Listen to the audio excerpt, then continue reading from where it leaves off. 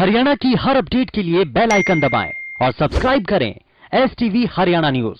विधानसभा में विपक्ष के सवालों का जवाब देते हुए मुख्यमंत्री मनोहर लाल ने कहा कि सरकार जॉब ओरिएंटेड कोर्स को प्राथमिकता दे रही है ताकि भविष्य की जरूरतों को पूरा किया जाए।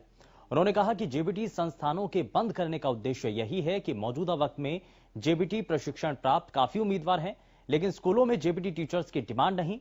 साथ ही उन्होंने कहा कि प्रदेश के शिक्षण संस्थान इतने काबिल हैं कि दूसरे राज्यों से पहले हरियाणा में साल 2025 तक की नई शिक्षा नीति लागू की जाएगी।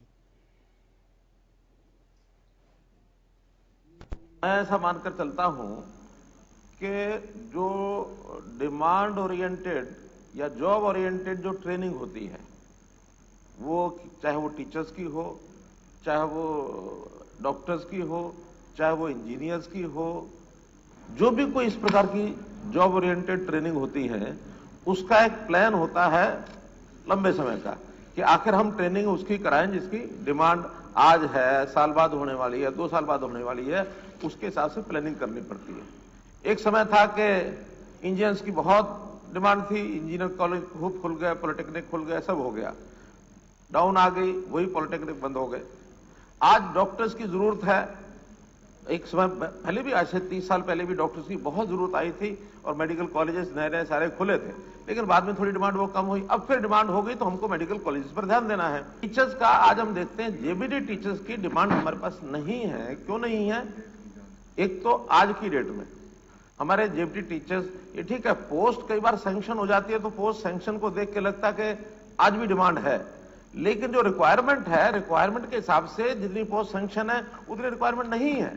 उसका एक कारण है, जब हमने ये गेस्ट टीचर वगैरह पीछे लगा करके छोड़ गए थे, अब वो गेस्ट टीचर का झगड़ा सुप्रीम कोर्ट तक गया और जाने के बाद आखिर यही हुआ कि भाई चाहे वो एडॉक बेसिस पर थे, गेस्ट टीचर थे, उनको किसी न किसी तरीके से एडजस्ट किया जाए। यहीं बैठ करके हाउस में हमने डिक्लेयर किया, ठीक है, इनको हम परमानेंट अपॉइंटमेंट तो नहीं मानते, लेकिन इनकी नौकरी को आखिरी समय तक, इनके रिटायरमेंट के समय तक नहीं जाने देंगे। उसका कोई प्रावधान हमने कर लिया है, एक्ट पास करके ही किया है। वो भी 12-14 हजार कितने थे, एग्जैक्ट संख्या मुझे याद नहीं, लेकिन उन सबको भी एडजस्ट करने के लिए हमको थोड़ा सा उसमें एक एडजस्टमेंट करनी पड़ी थी कि एजुकेशन का 1:30 का एक नॉर्म ये सारे देश भर में है, अपने यहां भी वही था, लेकिन उनको एडजस्ट करने के लिए हमने उस नॉर्म को 1:25 किया ताकि 5 बच्चे कम करके फिर वो संख्या बढ़ा दी जाए। ये नहीं मानना चाहिए कि 1:25 हमेशा के लिए हो गया है।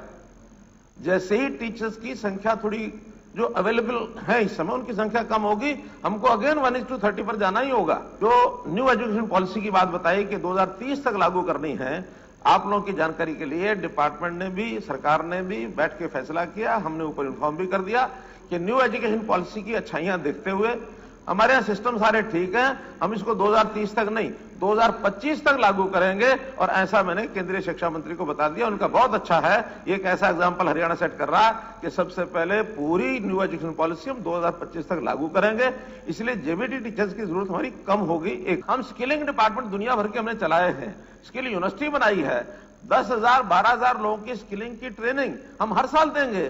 भाई जब टीचर्स की हमें जरूरत नहीं है, हम उन सेंटर्स को क्यों आगे बढ़ाएं? हमारी कल को जरूरत होगी अभी तो डाइट 22 है, 22 है ना, हर जिला 22 है। अगर हमें जरूरत होगी हम 50 भी खोलेंगे। अरे उसमें सीटें बढ़ा देंगे, नहीं खोल सकते तो सीटें बढ़ा देंगे। आखिर जरूरत होगी, जरूरत के हिसाब से करेंगे। जरूरत नहीं है तो किसी को अंधेरे में डालने का हमारा कोई योजना नहीं कि एक किसी युवा को ट्रेनिंग करा दो, अंधेरे में छोड़ दो। जिस चीज की जरूरत है वो करते रहेंगे, जरूरत नहीं है तो जबरदस्ती